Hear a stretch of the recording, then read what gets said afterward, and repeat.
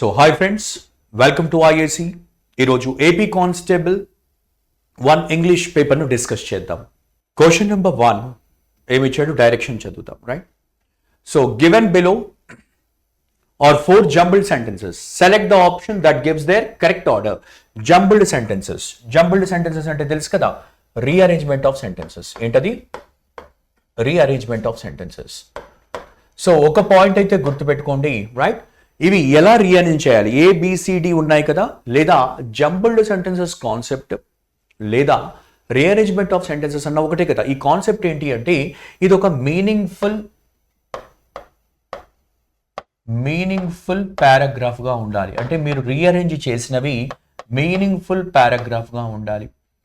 ఎలా ఉంటుంది sir meaningful paragraph అంటే ఏంటి అనగా, first introduction of the subject, దేని గురించి మాట్లాడుతున్నామో దాన్ని ఇంట్రడ్యూస్ చేయాలి, right? Introduction of the subject. ఇది మనం ఎస్ఐ రైటింగ్ లో, పారాగ్రాఫ్ రైటింగ్ లో కూడా పనిచేస్తుంది. ఎస్ఐ స్టూడెంట్స్, ఎస్ఐ ప్రిపేర్ అయ్యే వాళ్ళు జాగ్రత్తగా కూడా చూడండి, right? Introduction of the subject important. First మనకి ఇంట్రడక్షన్ ఆఫ్ ద సబ్జెక్ట్ ఉంటుంది, తర్వాత ఏముంటుంది? బాడీ ఉంటుంది, అనగా డిస్క్రిప్షన్ ఉంటుంది. యూజువల్గా ఏముంటుంది? డిస్క్రిప్షన్ ఉంటుంది. తర్వాత ఏముంటుంది? కంక్లూజన్ ఉంటుంది. ఏముంటుంది? కంక్లూజన్. అంటే ఏదైనా కూడా ఇదే బేస్ చేసుకొని వెళుతూ ఉంటుంది. రీఅరేంజ్మెంట్ ఆఫ్ సెంటెన్సెస్ అంటే మీకు ఇక్కడ జంబుల్ చేసి ఉన్నాయి కదా, ఇవన్నీ ప్రాపర్గా అరేంజ్ చేస్తే చక్కగా ఇంట్రడ్యూస్ చేస్తాము. దేని గురించి అయినా ఇంట్రడ్యూస్ చేసి దాని గురించి మాట్లాడుతూ తర్వాత కంక్లూజన్ ఇస్తూ ఉంటాం. ఇది బేసిక్ ఐడియా.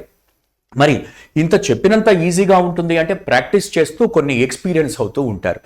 దీని ద్వారా మనం తెలుసుకునే ప్రయత్నం చేద్దాం ఏ విధంగా ఉందో. ఓకే, చలో.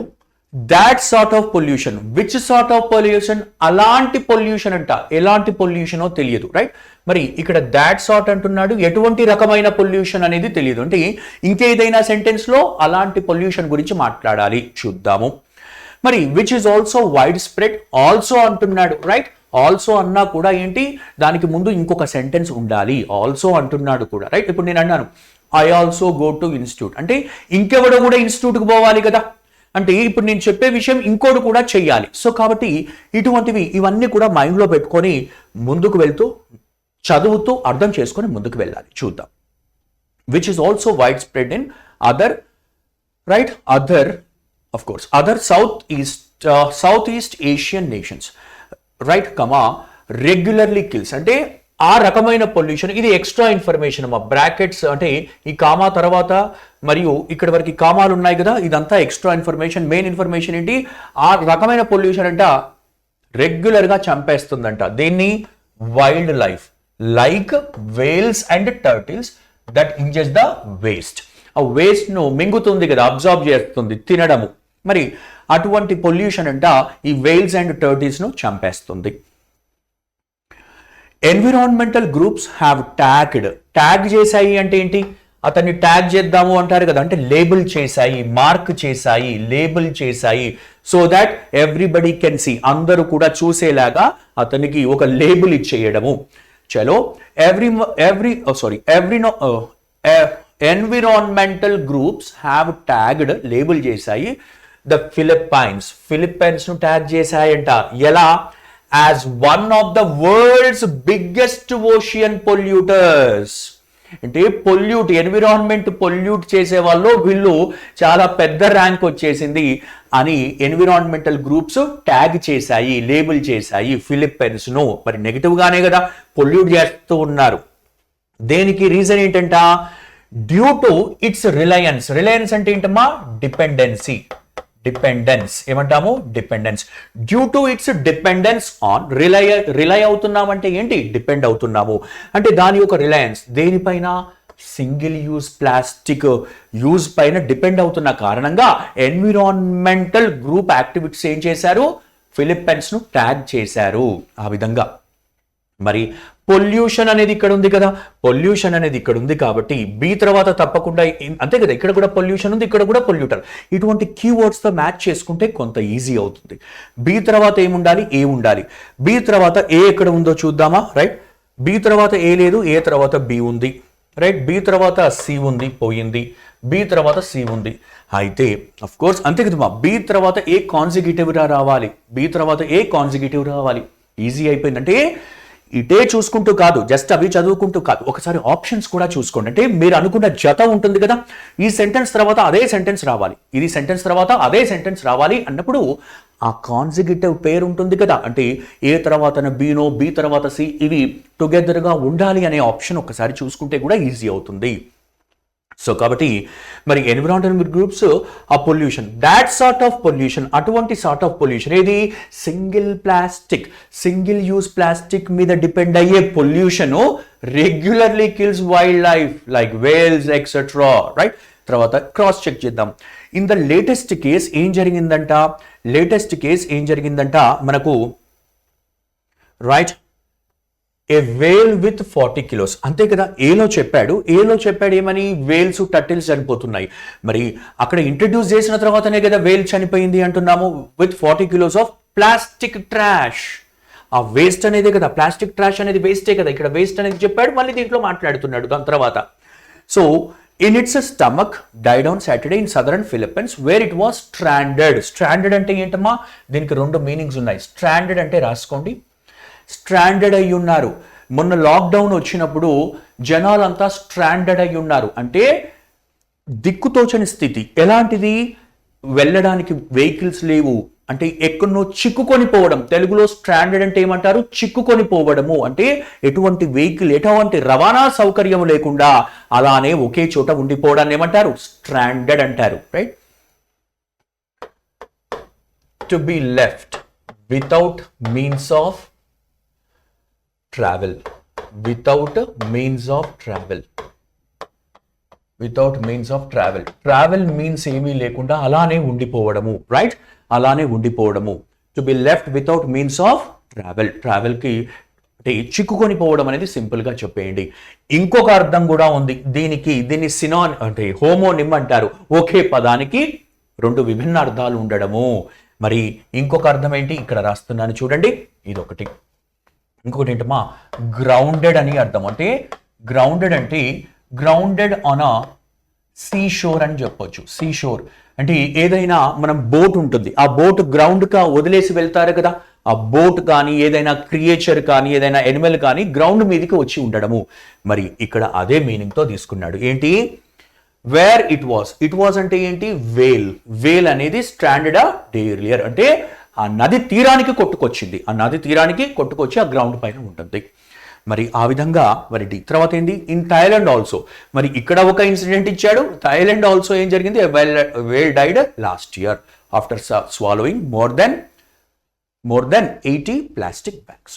సో క్లియర్గానే ఉంది కదా. ఇలా క్లియర్గా మీరు ప్రాక్టీస్ చేస్తే తప్పకుండా మీకు స్పీడ్ పెరుగుతుంది, అక్యురేట్గా కూడా చూస్తూ ఉంటారు step by step. For question number 1, B is your right answer. Question number 2 చూద్దాము. In each of the following questions choose the error part అన్నాడు. మరి ఇచ్చిన సెంటెన్స్ లో ఏ భాగములో ఎర్రర్ ఉంది అనగా గ్రామటికల్ ఎర్రర్ ఉంది అనే అర్థంగా చెప్తూ ఉన్నాడు. చూద్దాం. ద కమిటీ చీఫ్, మరి కమిటీకి సంబంధించిన చీఫ్ వార్న్ చేశాడంట. వార్న్డ్ పాస్ట్ టెన్స్ కదా, V2 పాస్ట్ టెన్స్. ఎవరిని వార్న్ చేశాడు, ద పార్టీ మెంబర్స్ ను వార్న్ చేశాడంట. ఏమని, that if they persist in their obstructionist attitude they would be, right. So if they persist in their obstructionist attitude, ఇదొక sentence మా. ఇక్కడ నుంచి దే నుంచి యాటిట్యూడ్ వరకు ఒక సెంటెన్స్, మళ్ళీ దే వుడ్ బి సస్పెండ్ అనేది 2 సెంటెన్సెస్. ఈ సెంటెన్స్ కలపడానికి ఏం చేశాడు, ఇఫ్ అనే కంజంక్షన్ తీసుకున్నాడు. అవునా, ఈ సెంటెన్స్ ను కలపడానికి ఇఫ్ అనేది తీసుకున్నాడు. మళ్ళీ the committee chief warned the party members అనేది ఇంకొక సెంటెన్స్. మరి ఈ సెంటెన్స్ ను కలపడానికి దట్ తీసుకున్నాడు. అంటే 2 కంజంక్షన్స్ అవసరము. మీకు జనరల్గా చెప్తూ ఉంటారు దట్ టు ఇఫ్ పక్కన రాకూడదు అని. మీకు ఐడియా ఉందా, వినే ఉంటారు. మనకు డైరెక్ట్ స్పీచ్, ఇండైరెక్ట్ స్పీచ్లో దట్ టు ఇఫ్ పక్కన రాకూడదు అని. ఇది కాంటెక్స్ట్ ప్రకారంగా ఉంటుంది. మనం ప్రీఫిక్స్ అవ్వకూడదు. దట్ టు ఇఫ్ ఎప్పుడు రాకూడదు అంటే, రైట్, ఇఫ్ ఎప్పుడు రాకూడదు అంటే ఒక చిన్న టెక్నిక్ చూడండి. ఎప్పుడంటే దట్ తర్వాత ఒకటే సెంటెన్స్ ఉంటాయి. If there is only one sentence ఉంటే దట్ ఇఫ్ కాంబినేషన్ తప్పు అవుతుంది. కానీ దట్ ఇఫ్ కాంబినేషను ఎప్పుడు కరెక్ట్ అవుతుంది?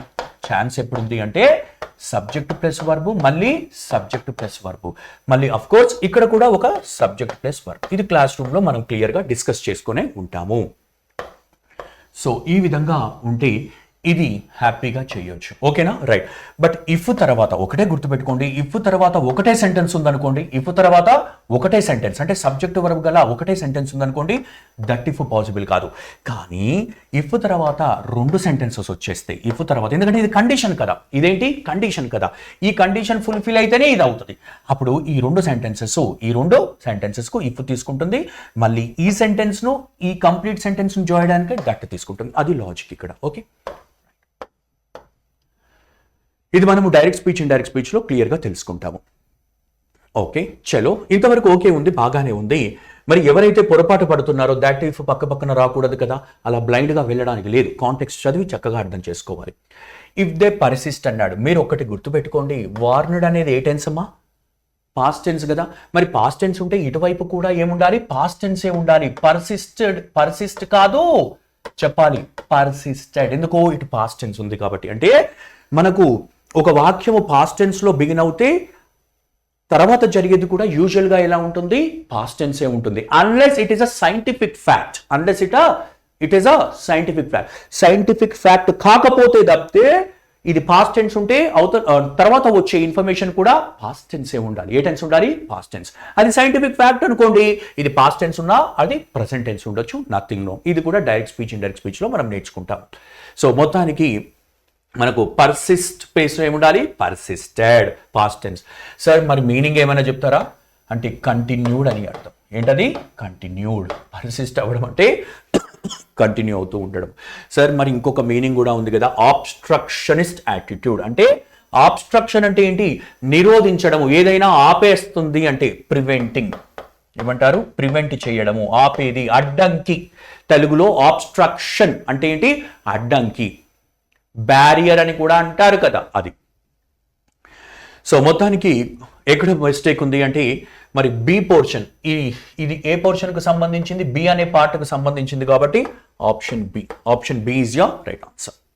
ఎర్రర్ పార్టే కదా, మళ్ళీ అదే సేమ్ డైరెక్షన్. హీ రిసీవ్డ్, అతను రిసీవ్ చేసుకున్నాడు. మరి ఇది సింపుల్ పాస్ట్ టెన్స్ లో V2లో ఉంది. ఏంటి? టైమ్లీ సపోర్ట్, ఇది ఆబ్జెక్ట్ అయిపోయింది. ఎవరి నుండి? From his elder brother. ఆ ఎల్డర్ బ్రదర్ ఎవరంట? ఎల్డర్ బ్రదర్ అతని గురించిన ఇన్ఫర్మేషన్, ఎక్స్ట్రా ఇన్ఫర్మేషన్ ఇచ్చాడు. ఇదంతా main information. He received timely support అంటే అవసరమైనప్పుడు సపోర్ట్ దొరికింది. ఎవరి నుండి? అతని ఎల్డర్ బ్రదర్ నుండి. ఓకే, ఆ ఎల్డర్ బ్రదర్ ఎవరంట? Who is working. Is working అనేది ఏంటి? Present continuous tense. ఏ tense? am is or V1 ing ఉంటే ఏమని చెప్పుకున్నాము? ప్రజెంట్ కంటిన్యూస్ అనుకున్నాము. ఏంటది? Present continuous. మరి abroad for the last 6 years అంటే ఇక్కడ సింపుల్ గా చూడండి, ఫర్ ద లాస్ట్ 6 years అంటున్నాడు. అంటే గతము నుండి ఇప్పుడు 1 2 3 4 5 6 ఇక్కడ ప్రజెంట్కి వచ్చాడు. ఎక్కడి నుండి వచ్చాడు? పాస్ట్ నుంచి వచ్చాడు. అదే కదా 1 అనేది. ఇప్పుడు 6th లో ఉన్నానంటే 1 2 3 4 అక్కడి నుండి ఇక్కడికి వచ్చాడు. అంటే పాస్ట్ నుంచి ప్రజెంట్ వస్తే present perfect continuous. Present perfect continuous formula ఏంటి? హ్యావ్ ఆర్ చెప్పాలి. హ్యావ్ ఆర్ హ్యాస్ బీన్, చివరగా V1 ing ఉంటుంది. మరి చివరగా V1 ing బాగానే ఉంది, మరి ఈజ్ వాడకూడదు. ఈజ్ అనేది ఈజ్ వర్కింగ్ ఏమవుతుంది? ప్రజెంట్ కంటిన్యూస్ అవుతుంది. మనకు ప్రజెంట్ పర్ఫెక్ట్ కంటిన్యూస్ కావాలి అంటే గతం నుండి స్టార్ట్ అయి ప్రస్తుతం కూడా జరుగుతూ ఉండాలి. ఎలా తెలుస్తుంది? మరి he receive timely support from his elder brother, right? So కాబట్టి మనకు ఇక్కడ రైట్ హూ ఈజ్ వర్కింగ్ అయితే ఇక్కడ సింపుల్ గా చూస్తే మనకేముందమ్మా? హూ రిసీవ్డ్ అనేది ఉంది కదా. మరి రిసీవ్డ్ అనేది పాస్ట్ టెన్స్ ఏనా? Past tense. మరి ఇదేమవుతుంది? V1 ing కదా, ఇదేమవుతుంది? Present perfect continuous. జాగ్రత్తగా గమనించండి, ప్రజెంట్ పర్ఫెక్ట్ కంటిన్యూస్. అదే పాస్ట్ పర్ఫెక్ట్ కంటిన్యూస్ ఫార్ములా చెప్తారా? Yes sir. పాస్ట్ పర్ఫెక్ట్ అంటే హ్యావ్ ఆర్ హ్యాస్ ప్లేస్లో ఏమొస్తుంది? హ్యాడ్ వస్తుంది, మిగతాది కంటిన్యూస్.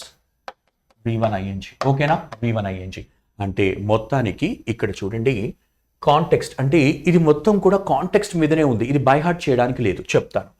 అతను ఎల్డర్ బ్రదర్ నుంచి రిసీవ్ చేసుకున్నాడు అంటే అయిపోయింది కదా. అయిపోయినప్పుడు అతను కూడా పని చేసినప్పుడు ఎప్పుడు ఉండాలి, పాస్ట్ లోనే ఉండాలి కదా, పాస్ట్ లోనే ఉండాలి కదా. మరి పాస్ట్ లో ఉన్నప్పుడు వాజ్ వాడొచ్చు కదా, కానీ ఫర్ ద లాస్ట్ 6 years ఉంది కాబట్టి కంటిన్యూస్ టెన్స్ అంటే past perfect continuous. Present perfect continuous అంటే ఏంటి, గతం నుంచి ప్రస్తుతం రావాలి, కానీ ఇక్కడ ప్రస్తుతం రావద్దు కదా, ఎందుకంటే రిసీవ్ చేసేసుకున్నాడు, జరిగిపోయింది. ఏంటది, జరిగిపోయింది కాబట్టి మనము ప్రజెంట్ పర్ఫెక్ట్ కంటిన్యూస్ కాదు, past perfect continuous. Who had been, ఏంటది, హూ హ్యాడ్ బీన్. ఓకే కదా, ఎస్. సో ఆ విధంగా మనము చెప్తూ ఉండొచ్చు. మరి క్వశ్చన్ నెంబర్ 3 ఎక్కడ మిస్టేక్ ఉంది, రైట్, సి అనే పోర్షన్ కు సంబంధించింది కదా, who is working abroad for the right. So కాబట్టి option C is your right answer. Option C is your right answer. ఇలా జాగ్రత్తగా సెంటెన్స్ ను కనెక్ట్ చేస్తూ, రైట్, సెంటెన్స్ ను కనెక్ట్ చేస్తూ ఈ సెంటెన్స్ ఏ టైము, మరి దీనికి సంబంధించిన సెంటెన్స్ ఏ టైంకు సంబంధించింది, ఇలా మనము చూసుకుంటూ ముందుకు వెళ్ళాలి. Okay, in each of the following questions choose the error part అంటున్నాడు, రైట్. మళ్ళీ అదే డైరెక్షన్. ఆన్ సండే నైట్ ఏం జరిగిందంట, ఏ rare astronomical phenomenon, right, phenomenon. గుర్తుపెట్టుకోండి, ఫెనామినన్ అనేది సింగులర్ అవుతుంది, ఫెనామినా ఏమవుతుంది, ప్లూరల్ అవుతుంది. ఇది సింగులర్ అవుతుంది, ఫెనామినా అనేది ఏమవుతుంది, ప్లూరల్ అవుతుంది. ఆర్టికల్ ఏ వాడాడు కదా, ఏ వాడితే సింగులరే, అంటే ఇక్కడ ఫెనామినా ఉంటే తప్పయి ఉండేది. ఎందుకంటే ప్లూరల్ నౌన్స్తో ఏ లేదా యాన్ వాడకూడదు, ప్లూరల్ నౌన్స్తో ఏ లేదా యాన్ వాడకూడదు. ఇంతవరకైతే ప్రాబ్లం లేదు, రైట్. ఆన్ సండే నైట్ అన్నాడు, ఏ rare astronomical phenomena will have produce అంటున్నాడు. మీ అందరికీ తెలిసిన విషయమేనా, ఏంటి ఇది చూడండి, హ్యావ్, హ్యాజ్, హ్యాడ్ తర్వాత మనము వర్బ్ వాడాల్సి వస్తే అది తప్పకుండా ఏ ఫామ్లో ఉండాలి, తన మూడవ రూపంలో ఉండాలి. ఏ రూపంలో ఉండాలి, మూడవ రూపం. అయితే ఇక్కడ మూడవ రూపంలో 100% ఇదైతే తప్పు, బట్ ఈ టెన్స్ కరెక్ట్ వాడా ఒకసారి చూద్దాం, రైట్. టెన్స్ అంటే విల్ హ్యావ్ V3 కదా, ఇది ఏంటది యాక్చువల్గా, విల్ హ్యావ్ V3 అంటే ఏ టెన్స్ చెప్పాలి, ఫ్యూచరే కదా విల్ అంటే, రైట్. Will have V3. ఒకవేళ ప్రొడ్యూస్డ్, ఆఫ్ కోర్స్ ఇక్కడ ప్రొడ్యూస్డ్ ఉంటే ఇది మనకు ఫ్యూచర్ పర్ఫెక్ట్ టెన్స్ అవుతుంది. ఏమవుతుంది, ఫ్యూచర్ పర్ఫెక్ట్ టెన్స్. ఒక్కసారి నాకు చెప్తారా, మీకు గుర్తుందా ఫ్యూచర్ పర్ఫెక్ట్ టెన్స్ ఎప్పుడు వాడాలి, భవిష్యత్తులో ఒక సమయానికంటే ముందే జరిగిపోతే ఫ్యూచర్ పర్ఫెక్ట్ టెన్స్ వాడాలి. మరి ఇది భవిష్యత్తు గురించి మాట్లాడుతున్నాడు, మరి ఇది భవిష్యత్తులో ఒక దానికంటే ముందే పోతుందా లేదా అప్పుడే జరుగుతుందా చూద్దాం. ఆన్ సండే నైట్న ఏం జరుగుతుందంట, ఒక rare astronomical phenomenon will have అనుకుందాం produced a moon that will appear slightly bigger than usual and have a reddish. అంటే ఇక్కడ ఏమంటున్నాడు, మనకు ఆ సండే రోజు నైట్ రోజున ఒక రేర్ ఆస్ట్రానమికల్ ఫెనామినా జరుగుతుందంట. Will have produce a moon that will appear, ఒక మూన్ ప్రొడ్యూస్ చేస్తుందంట. ఎటువంటి moon, that will appear slightly bigger than usual and have a reddish hue. అంటే ఏంటి, కలర్. అంటే అప్పుడే జరుగుతుంది కదా, ఆ రోజుననే జరుగుతుంది కదా. ఏ రోజున, సండే రోజున ఇది జరుగుతుంది. అంటే జరిగిపోయి ఉంటుంది అని కాదు ఆ సెన్స్, ఒక దానికంటే ముందే జరిగిపోతుంది అనే సెన్స్ లేదు కదా. సో కాబట్టి సింపుల్ ఫ్యూచర్ టెన్స్ చెప్తారా, simple future tense formula, sir will plus V1. ఏం వాడతాము, will plus V1 or shall plus V1. Shall ఎప్పుడు వాడాలి, ఐవితో ఫస్ట్ పర్సన్తో వాడాలి. మరి సింపుల్ గా విల్ ప్రొడ్యూస్, ఏంటది, విల్ ప్రొడ్యూస్ ఆన్ సన్. ఇది ప్రెడిక్షన్. ఒకతను ఏం చేస్తున్నాడు, ఇలా జరుగుతుంది అనేది ఒక ప్రెడిక్షన్ చెప్తున్నాడు, right. A rare astronomical phenomenon will produce a moon that will appear slightly bigger than usual and have a reddish hue. Okay, so మొత్తానికైతే మిస్టేక్ అయితే ఇదైతే గుర్తుపెట్టుకోండి. ఓకే, మిస్టేక్ అయితే దొరికిపోయింది, కానీ టెన్స్ అనేది మారింది, రైట్. టెన్స్ అనేది ఫ్యూచర్ పర్ఫెక్ట్ కాకుండా సింపుల్ ఫ్యూచర్ టెన్స్ వాడాము. ఓకే, సో మొత్తానికి ఇది మనకి ఏ పోర్షన్లో మిస్టేక్ ఉంది, ఆప్షన్ బి. 5 to 7 చూద్దాం. In the following questions out of the 4 alternatives select the alternative which best expresses the meaning of idiom and phrase. మనందరికీ తెలుసు కదా, ఇడియం అంటే ఏంటి, గ్రూప్ ఆఫ్ పదాలు, group of words, right, which do not express ఏవైతే express చేయలేవో which do not express literal meaning లేదా original meaning ను express చేయలేవు. అంటే ఏవైతే కొన్ని గ్రూప్ ఆఫ్ పదాలు ఇడియంగా ఉంటాయో వాటికి exact word to word meaning తీసుకోకూడదు. వాటికి అంతరార్థాలు ఉంటాయి, వాటి స్వంత అర్థాలు ఉంటాయి, వాటినే ఫిగరేటివ్ అంటారు. Exact word to word meaning తీసుకోకూడదు. ఓకేనా? రైట్, చూద్దాము. మరి షూట్ అంటే ఏంటి? షూట్ చేయడము అందరికీ తెలిసే కదా. రైట్, దేన్నైనా టార్గెట్ పెట్టుకొని షూట్ చేస్తాం కదా. Shoot the breeze. బ్రీజ్ అంటే ఏంటి? విండ్ లేదా ఎయిర్ అంటాం కదా. మరి బ్రీజ్ను ఎవరైనా షూట్ చేస్తున్నారు గాలిలో రైట్. షూట్ ద బ్రీజ్ అంటే గాలిని షూట్ చేస్తున్నాం. ఎవరైనా గాలిని షూట్ చేస్తారా? వీడు క్లియర్గా అంటున్నాడు షూట్ ద బ్రీజ్, గాలిని షూట్ చేస్తున్నాడంట. గాలిని షూట్ చేస్తున్నాడు అంటే పని పాట లేకుండా మాట్లాడుతున్నాడు.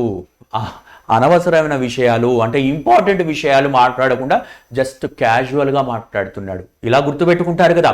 వాడు ఏం చేస్తున్నాడు? బ్రీజ్ను, గాలిని షూట్ చేస్తున్నాడు. గాలిని షూట్ చేస్తున్నాడు అంటే ఎవడైనా ఒక టార్గెట్ పెట్టుకుంటాడు, ఏదైనా బఫెల్లో అన్నది ఏదన్నా ఒకటి ఉంటుంది, అతన్ని షూట్ చేస్తాము లేదా దాన్ని షూట్ చేస్తాం. కానీ గాలిని షూట్ చేస్తే ఏంటది అంటే క్యాజువల్ కాన్వర్జేషన్. ఒక casual conversation, to have a casual conversation, right. So ఇంకొన్ని సినోనిమ్స్ చెప్తా, రాసుకోండి. టు షూట్ ద బ్రీజ్ అన్నా ఏంటి? To have a casual conversation, లేదా to chew the fat, CHEW, chew the fat అన్నా కూడా, chew the fat అన్నా కూడా ఏంటి? షూట్ ద బ్రీజే అంటే have a casual conversation, right. chew the fat. అదే NOTE నోట్ రాసుకోండి. ఏంటి సార్? పెన్ను బుక్ చేతిలో ఉండాలి. ఏదైతే ఇన్ఫర్మేషన్ మనం ప్రొవైడ్ చేస్తున్నామో చక్కగా రాసుకోండి. ఎందుకంటే రాసుకున్నది కూడా ఎక్కువగా మైండ్లో ఉండిపోతుంది. జస్ట్ వినడం కంటే రాయడం కూడా ప్రాక్టీస్ చేయండి. సో దట్ మీకు రివిజన్ అయినప్పుడు ఒకసారి బుక్ చూసుకుంటే సరిపోతుంది అనే ఉద్దేశంతో. Okay, right. నోట్ ఏంటది? ఇంకొక ఇడియం ఉంటుందమ్మా, టు చూ ద కడ్, CUD, కడ్ అంటారు. చూ ద ఫ్యాట్ అంటే ఏంటి? ఫ్యాట్ను చూ చేస్తున్నాడు అంటే ఏంటి? క్యాజువల్ కాన్వర్జేషన్, అన్ఇంపార్టెంట్ విషయాలు మాట్లాడుతున్నాడు, సింపుల్గా చాటింగ్ చేస్తూ ఉంటాం కదా అది. అయితే మరి చూ ద కడ్ అంటే దీనికి డిఫరెంట్ మీనింగ్ ఉంది. చూ ద కడ్ అంటే టు థింక్ కేర్ఫుల్గా ఆలోచించడము, టు థింక్ కేర్ఫుల్లీ, రైట్. ఆ విధంగా వస్తుంది, right. So question number 5 option B is your right answer. Question number 5 option B is your answer, right. ఇవి తీసుకోండి, రాసి పెట్టుకుంటూ ఉండండి సో దట్ మీరు రివైజ్ చేసుకున్నప్పుడు ఈజీగా ఉంటుంది. క్వశ్చన్ నెంబర్ 6కి వెళ్దాం, రైట్. అదే కదా డైరెక్షన్ మళ్ళీ. Okay, shooting fish in a barrel, right. మళ్ళీ షూట్ తోటే వచ్చింది. మరి బ్యారెల్లో ఉన్న ఫిష్ను, రైట్, అంటే ఎటు పోకుండా ఒక కేజ్లో ఉంది, తప్పించుకోలేకుండా ఒక దాంట్లో ఉంది. దాన్ని షూట్ చేయడం అవసరమా? డైరెక్ట్గా తీసుకోవచ్చు కదా. అంటే రైట్, ఏదైతే చాలా ఈజీగా ఉంటుంది, చాలా ఈజీ టాస్క్ చేయడం చాలా ఈజీగా ఉన్న టాస్క్ను చెయ్యడము, right. So for example say కొన్ని కిలోమీటర్స్ ఇంత టైంలో 5 minutesలోనే 2 minutesలో, అదే ఒక గంటలో, రైట్, ఒక 1 kilometerను గంటలో చేయమంటున్నాడు. ఒకరికోమో 1 kilometerను గంటలో అంటున్నాడు, ఒకరినోమో 1 kilometerను 5 minutes అంటున్నాడు, 1 kilometerను జస్ట్ 5 minutes or 3 minutes అంటున్నాడు. మరి ఎవరికి ఈజీగా టాస్క్ ఇచ్చినట్టు? షూటింగ్ ఎ బ్యారెల్ అంటే ఎవరినైతే 1 kilometer గంటలో ఇవ్వమంటున్నాడో అదేమంటున్నారు? Shooting a barrel. అంటే ridiculously easy, ridiculously unreasonably, right. Unreasonable, ridiculous, irrational అని కూడా అంటారు. నవ్వుకునేటట్టు ఉంటుంది. లాఫబుల్, రెడిక్యులస్ అంటే లాఫబుల్, నవ్వుకునేటట్టున్నది, నవ్విపోతారు గనక అంటాం కదా, నవ్విపోతారు గనక. ఇదేంటి? స్టూపిడ్ గా ఉంది అని కూడా అంటారు. ఏమంటారు? స్టూపిడ్, సిల్లీ,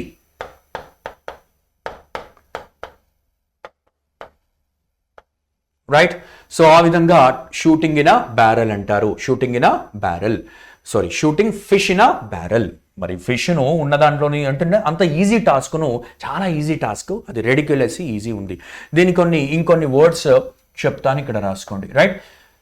దీనికి ఇదే మీనింగ్ వచ్చేటి ఇంకొన్ని ఈడియమ్స్ కూడా చెప్తాను. డక్ సూప్ అంటారు. ఏమంటారు? Duck soup. DUCKSOUP సూప్ అలే అంటారు. ఇంకొకటి SOUPM, right?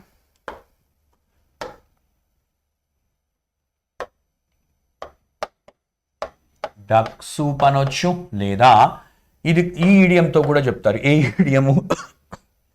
Stealing a candy from a baby. ఒక చిన్న బేబీ నుంచి మనం క్యాండీ దొంగతనం చేస్తున్నాము అంటే, ఒక చాక్లెట్, రైట్? ఒక బేబీ నుంచి దొంగతనం చేయడం అవసరమా? తను ఎక్కడికి పారిపోకుండా అక్కడనే ఉంటుంది, హెల్ప్లెస్, రైట్? సో అంత ఈజీ టాస్క్ను చేయడం అనే దీంతో కూడా ఎక్స్ప్రెస్ చేస్తారు. Shooting fish in a barrel అన్నా, డక్ సూప్ అన్నా, లేదా stealing a candy from a baby అన్నా కూడా అదే మీనింగ్ వస్తుంది. ఇవన్నీ రాసి పెట్టుకోండి. Question number 6, option C is your right answer. Question number 7, in the following questions అదే ఈడియం అండ్ ఫ్రేజ్ అడిగాడు. మరి by the skin of one's teeth, right? ఒకరి యొక్క టీత్ యొక్క స్కిన్ చేత జరగడము అంటున్నాడు. మరి దీన్ని ఎలా అర్థం చేసుకోవాలి ఏంటో చెప్తాను. అంటే ఎవరినైనా హర్ట్ చేయడమా, లేదు teeth show health of an animal or a person, అంటే పళ్ళు బాగా ఉన్నాయని బిగ్గరగా ఇలా పళ్ళు చూపించడం, అది లిటరల్ మీనింగ్ అవుతుంది కదా, రైట్? ఇది పోతుంది. Dental hygiene is critical for good health, right? ఇది కూడా పోతుంది కదా, ఎందుకంటే మరి ఇది కూడా లిటరల్ మీనింగే, దాని ఒరిజినల్ మీనింగ్ వచ్చేటట్టు ఉంది కదా, పోయింది. అయితే ఆ వెరీ నారో మార్జిన్ కావాలి, లేదా hurt someone by the skin of one's teeth, అంటే చాలా నారో మార్జిన్లో ఎస్కేప్ అయ్యాడు, చాలా నారో మార్జిన్లో జాబ్ కొట్టేశాడు అంటాం కదా, రైట్? జస్ట్ అని అర్థం. Just, right? ఎంత అవసరం ఉందో అంత, ఎక్కువ రాలేదు, రైట్? సో ఎక్కువ ఏమి రాలేదు, ఎంత అవసరం ఉందో బతికి, అంటే జస్ట్ బయటపడ్డాడు. జస్ట్ అంటే బయటపడ్డడం. సో ఆ విధంగా a very narrow margin by the skin of one's teeth అంటే a very narrow margin. So ఈ విధంగా మనము ఆప్షన్ డి అనేది చూసుకోవచ్చు. By the skin of one's teeth అంటే కనుక very narrow margin. Okay, 7th one, option D is your right answer. There is a dearth of staff అన్నాడు. మరి direction change చేశాడు కదా, కంటిన్యూయేషన్ ఏం కాదు కదా, డైరెక్షన్ మార్చాడు, రైట్? 7 వరకు ఒకటి ఇచ్చాడు, మరి 8 to 9. Choose the synonym. SYN అంటే సేమ్ అని అర్థము, లేదా సిమిలర్ అని అర్థము. నిమ్ అంటే నేమ్ అని అర్థము, లేదా వర్డ్ అని అర్థము, పదము, రైట్? అంటే సేమ్ వర్డ్ ఇచ్చిన ఏదైతే వర్డ్ ఉంటుందో అదే సేమ్ వర్డ్ వచ్చేటట్టుగా ఇంకో పదాన్ని సెలెక్ట్ చేసుకోమంటున్నాడు, బోల్డ్లో చేశాడు. మరి there is a dearth of staff in our company. మా కంపెనీలో స్టాఫ్ యొక్క డియర్త్ ఉంది, అంటే ఎక్కువ ఉందా కంపెనీలో, మా అంటే స్టాఫ్ చాలా ఎక్కువ ఉండిపోయిందా, లేదు షార్టేజ్ ఉందా, తక్కువ ఉందా, ఎక్కువ ఉందా చూద్దాము, రైట్? సింపుల్గా చెప్తాను. ఎర్త్ అంటే తెలుసు కదా సార్, ఎర్త్ పైనే కదా ఉంది మనం, రైట్? ఎర్త్ అంటే ఇది ఒక పాజిటివ్ మీనింగ్ ఉంటుంది. మనం ఎర్త్ పైన ఉన్నాము అని అంటే ఒక లైఫ్ ఇస్తుంది అందరికీ. కానీ ఎర్త్ తగ్గిపోతుంది, డి ఎర్త్ పొల్యూషన్ వల్ల తగ్గిపోతుంది. ఎర్త్ అంటే రైట్ యాక్టివ్గా ఉండడం, లైఫ్తో ఉండడం. డి ఎర్త్ అంటే తగ్గిపోతూ ఉండడం అంటే షార్టేజ్. ఏంటది? షార్టేజ్. ఓకేనా? షార్టేజ్. అదే అబుండెన్స్ అంటే ఏంటి? అబుండెన్స్ అంటే ప్లెంటీ ఆఫ్ సంథింగ్, ప్లెంటీ చాలా, సమృద్ధి అంటాం కదా, సమృద్ధిగా ఉండడం. ఏదైనా సమృద్ధిగా ఉండడాన్ని అబుండెన్స్ అంటారు. ప్లెంటీ ఆఫ్ సంథింగ్, లేదా దీన్ని కోపియస్ అనొచ్చు. ఏమనొచ్చు? కోపియస్ అనొచ్చు, లేదా ప్రొఫ్యూజ్ అనొచ్చు. ఏమనొచ్చు? ప్రొఫ్యూజ్. బౌంటిఫుల్ అనొచ్చు. ఏమనొచ్చు? బౌంటిఫుల్. ఈ వర్డ్స్ అన్ని రాసుకోండి, ఇవన్నీ సినోనిమ్స్ అవుతాయి. Plenty of, copious, profuse, ample, ఏమనొచ్చు? Ample, etcetera. ఈ మెయిన్ పదాన్ని గుర్తుపెట్టుకోండి. యాడ్ అంటే తెలుసు. మియర్ అంటే ఏంటి? It's a mere nonsense. Complete అనే మీనింగ్ కూడా వస్తుంది. ఏమొస్తుంది? Complete. So for question number 8 answer is what? A. Earth, dearth. Earth అంటే పాజిటివ్గా ఉంటుంది, అంటే మనం ఎర్త్ పైన నిలబడుతున్నాం కాబట్టి అదొక లైఫ్ ఉన్నది. మరి డి ఎర్త్ అంటే ఎర్త్లో రిసోర్సెస్ తగ్గిపోతున్నాయి. డి అంటే తగ్గిపోవడం అని అర్థం. సినోనిమ్ అడిగాడు కదా 9th క్వశ్చన్ కూడా. This is an innocuous drug, right? ఇది ఒక డ్రగ్ అంట. ఎటువంటి డ్రగ్ అంట? ఇనాక్యుయస్. ఇనాక్యుయస్ అంటే ఎటువంటి హాని చెయ్యలేనిది, ఎటువంటి హాని చెయ్యలేనిది, హార్మ్లెస్. ఏమంటాము? హార్మ్లెస్. హార్మ్ఫుల్ కాదు. రాదర్ అంటే ఎప్పుడు వాడతాము? ప్రిఫరెన్స్ కోసం వాడతాము. Preference. I would rather drink tea. I would rather drink tea. I would rather drink tea. నేను టీ తాగుతాను అంటే రాదర్ డ్రింక్ టీ అంటే ఇంకేది తాగను, ప్రిఫర్ చేస్తాను అని, రైట్? ఐ వుడ్ రాదర్ అంటే ప్రిఫరెన్స్ అని అర్థం. రేషనల్ అంటే ఏంటి? ఏదైనా రేషనల్గా ఉంది అంటే లాజికల్గా ఉంది. లాజికల్. రీజనబుల్. ఎలా ఉంది? రీజనబుల్గా ఉంది. ఎలా ఉంది? రీజనబుల్గా. రేషనల్గా. ఇర్రేషనల్గా ఉంది అంటే ఇల్లాజికల్, రైట్? అన్రీజనబుల్. ఆ విధంగా. ఇనాక్యుయస్ అంటే ఎటువంటి హాని చెయ్యకుండా ఉండేది, ఎటువంటి హాని జరగదు. Harmless. For question number 9 option A is your right answer. Question number 10 to 11 directions ఏమి ఇచ్చాడో చూద్దాం. In each of the following questions a sentence has been given in active లేదా passive voice. Out of the 4 alternatives suggested below, select the one which best expresses the same sentence in passive active voice అన్నాడు.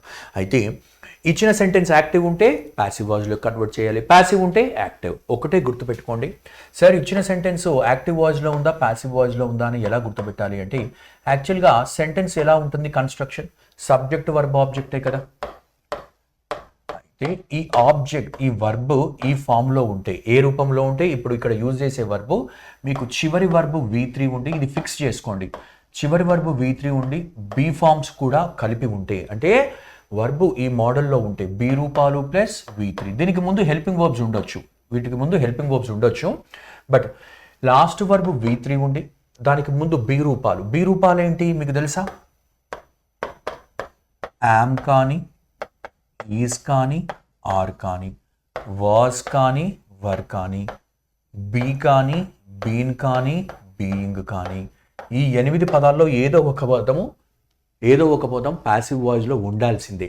వీటి తర్వాత verb V3లో ఉండాలి. మరి మీరు అనుకున్న ముఖ్యమైన verb V3లో ఉండాలి. అలా ఉన్నప్పుడు దీన్ని ఏమంటారు తెలుసా? ప్యాసివ్ వాయిస్ అంటారు. ఏమంటారు? Passive voice. అలా లేకుండా ఉంటే యాక్టివ్ వాయిస్ ఉంటారు. ఎలా లేకుండా ఉంటే? ఈ కాంబినేషన్ లేకపోతే యాక్టివ్. ఇది ఒక ట్రిక్గా గుర్తుపెట్టుకోండి, రైట్? మొత్తానికి మనకు ఇక్కడ క్వశ్చన్ ఇచ్చాడు, ఈ క్వశ్చన్ త్రూగా కూడా ఇంకా క్లారిటీ అనేది తీసుకుందాం. ద టైగర్ అనేది ఏమైపోతుంది? సబ్జెక్టు. కాట్ అనేది ఏమైపోయింది? వర్బ్. ఏ ఫాక్స్ అనేది ఏమైపోయింది? ఆబ్జెక్ట్. వర్బు మరి ఈ కాంబినేషన్లో ఏమైనా కనబడుతుందా? ఏ కాంబినేషన్లో లేదు కాబట్టి యాక్టివ్ వాయిస్. మరి యాక్టివ్ వాయిస్ను ప్యాసివ్ వాయిస్ చేయాలి అంటే ఏంటి? ఇప్పుడు రాసిన విషయమే కదా. మరి మెయిన్ వర్బ్ 3వ రూపంలో ఉండాలి, మెయిన్ వర్బ్ 3వ రూపంలో ఉండాలి. మరి క్యాచ్ అనేది V1 అవుతుంది, కాట్ అనేది V2 అవుతుంది. ఈ V1, V2లు, V3లు తెలుసుకోకపోతే ఇట్ ఇస్ ఇంపాసిబుల్ అవుతుంది. మీకు ఒక PDF ఉంటుంది లేదా బుక్ ఏదైనా చూడండి, ఏదైతే వర్బ్ యొక్క రూపాలు ఇస్తుందో మినిమం 500 వర్డ్స్ ఒకసారి ఇలా టంగ్ టిప్ మీద ఉండాలి. చూడగానే ఇమీడియట్గా చెప్పేటట్టు ప్రాక్టీస్ చేసుకోండి, లేకపోతే యాక్టివ్ వాయిస్ ప్యాసివ్ వాయిస్ ఇబ్బంది పడుతూ ఉంటారు. కాట్. ఓకేనా? రైట్. అయితే ఇక్కడ కాట్ ఉంది, ఇక్కడ కాట్ ఉంది, ఇక్కడ కాట్ ఉంది, ఇక్కడ కాట్ ఉంది. క్యాచ్ ఉన్నా మనము ఎలిమినేట్ చేసేవాళ్ళం, పోయింది, రైట్? అయితే కాట్ అనేది V2ఏ కదా, వర్బ్ యొక్క 2వ రూపమే కదా. వర్బ్ యొక్క 2వ రూపము అనగా మీకు సింపుల్ పాస్ట్ టెన్స్ V2 కనబడితే మనకు యాక్టివ్ వాయిస్లో బి రూపాలు వాజ్ ఆర్ వర్ వాడి, ఏంటది? వాజ్ ఆర్ వర్ వాడి ముఖ్యమైన వర్బ్ V3 ఉండాలి. వాజ్ ఆర్ వర్ ఎక్కడుందో చూద్దామా? రైట్. ఏ ఫాక్స్ అన్నాడు, ఏ ఫాక్స్ ఆబ్జెక్ట్ ముందుకు వచ్చేసింది. మరి ఈజ్ పోయింది, హ్యాడ్ బీన్ పోయింది, మరి హ్యాస్ బీన్ కూడా పోయింది. యాక్చువల్గా ఇది సెకండ్స్లో ఆన్సర్ చేసుకోవచ్చు. ఎలా? మీరు వర్బ్ మీద ఎక్కువ ఫోకస్ పెట్టండి. 90% ఆఫ్ ద టైం వాడు యాక్టివ్ వాయిస్ నుంచి ప్యాసివ్ వాయిస్లోకి ఇస్తే వర్బ్ను తేడా చేస్తాడు. ఎందుకంటే వాయిస్ అంటేనే వర్బ్ అని అర్థం, రైట్? సో కాబట్టి వర్బ్ మీద ఫోకస్ చేయండి. అంటే మీకు V2 ఉన్న, డిడ్ ప్లస్ V1 ఉన్న, డిడ్ ప్లస్ V1 ఉన్న దీన్ని సింపుల్ పాస్ట్ టెన్స్ అంటారు.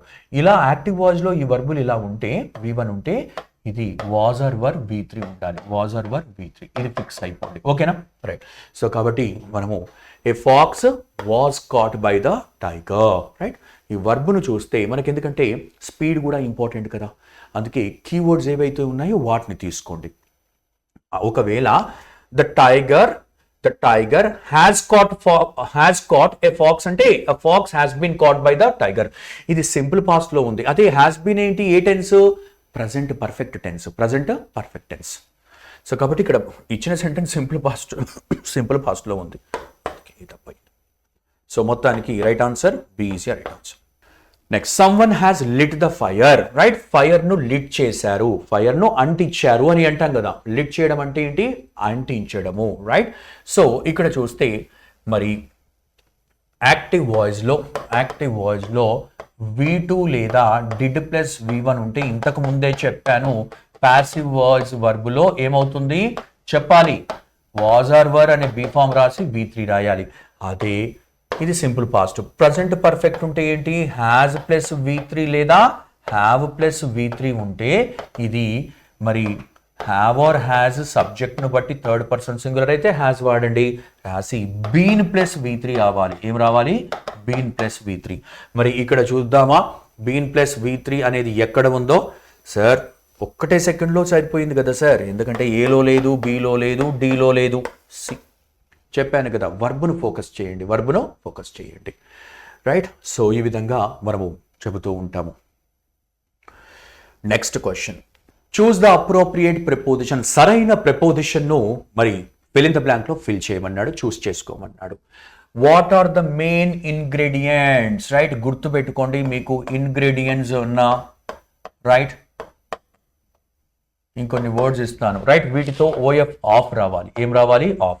తర్వాత అక్యూజ్డ్ అనే పదం వచ్చిన ఇవన్నీ రాసి పెట్టుకోండి. అక్యూజ్డ్, కన్విక్టెడ్,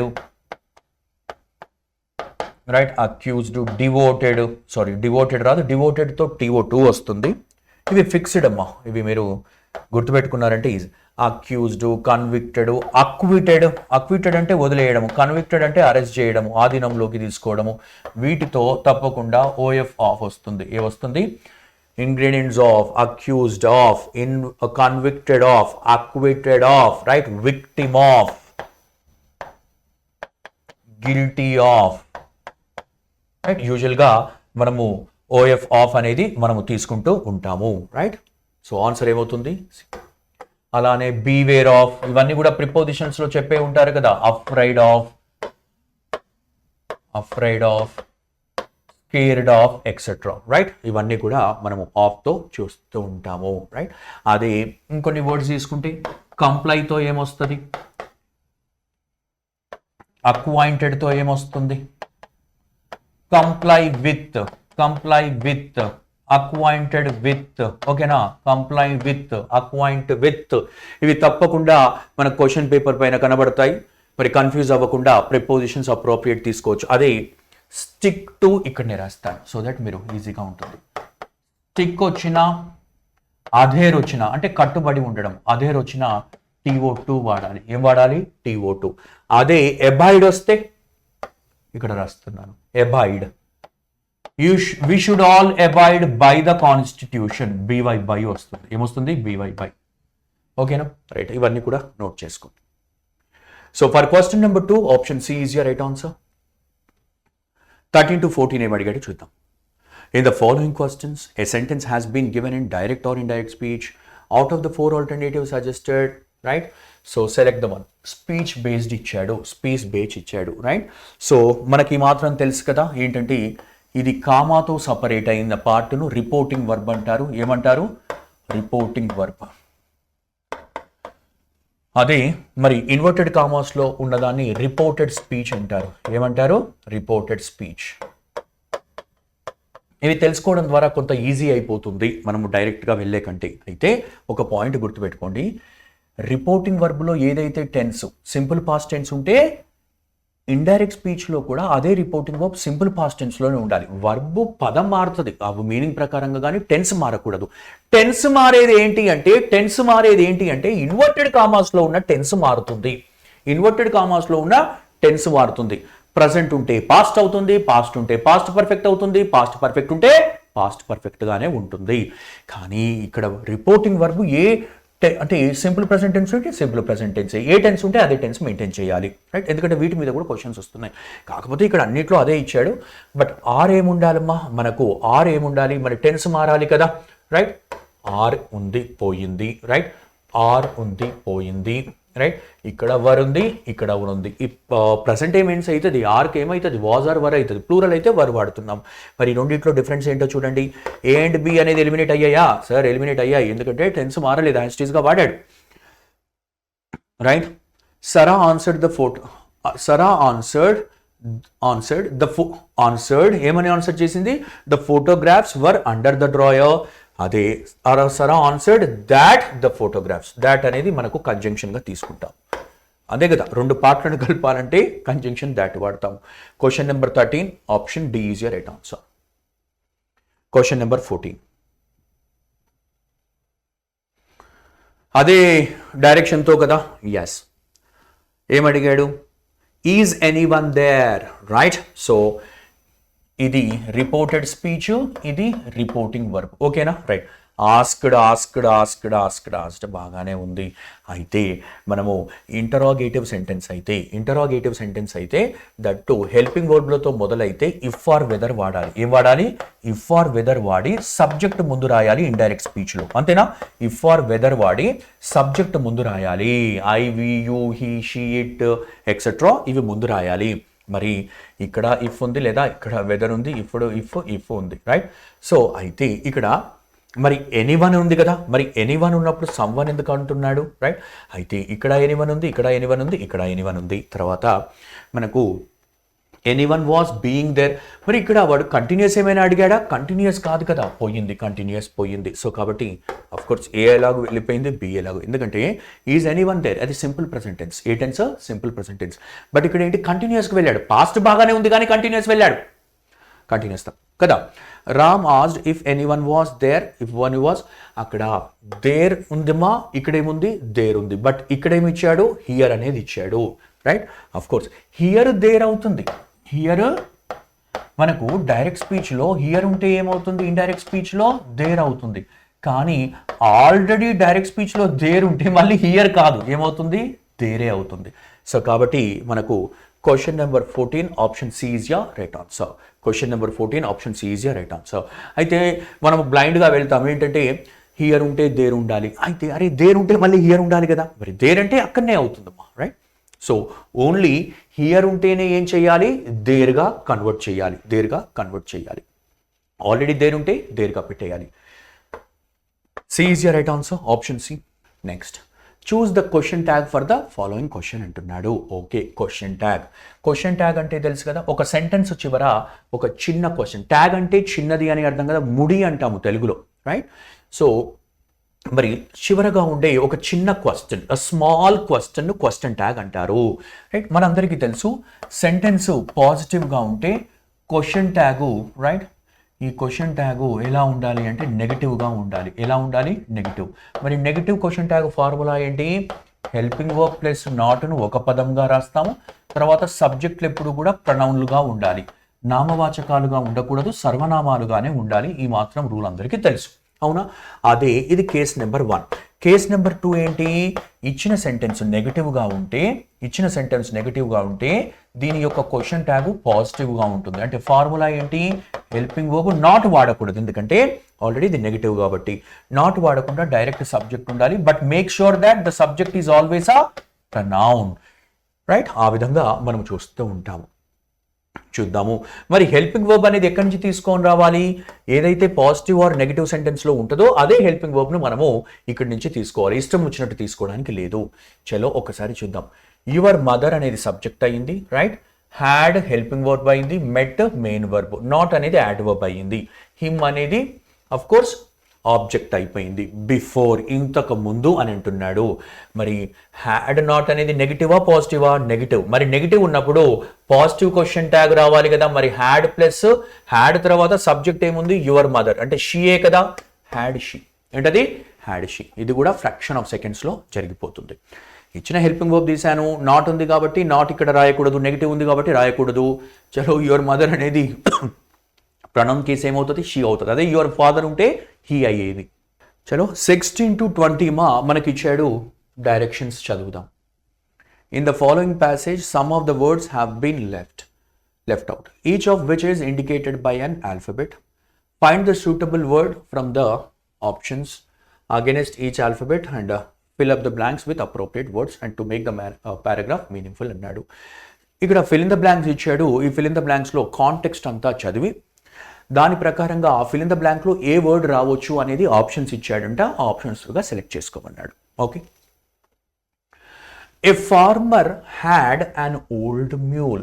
Had అంటే past tense కదా, గతములో అంటే ఒక మ్యూల్ ఉండేది అంటే గాడిద అంటాం కదా. The mule fell into the farmer's well. బావిలో పడిపోయింది. The farmer heard the mule praying or whatever mules. అయితే ఫార్మర్కు వినిపించిందంట. ఏంటది? మ్యూల్ ప్రాధేయపడుతూ ఉండడం. ప్రేయింగ్ అంటే ఏంటి? హెల్ప్ అంటుంది కదా, రైట్? సో ప్రాధేయపడ్డము ఆ ఫార్మర్ అనేవాడు విన్నాడు. లేదా అంటే ఏమన్నాడు? The farmer heard the mule praying, లేదా ఇదే ప్రేయింగ్ ఏమంటున్నాడు? వాట్ ఎవర్ మ్యూల్స్, ఏవైతే మ్యూల్స్ చేస్తాయో వాటి భాషలో ఏవైతే చేస్తాయో అదే.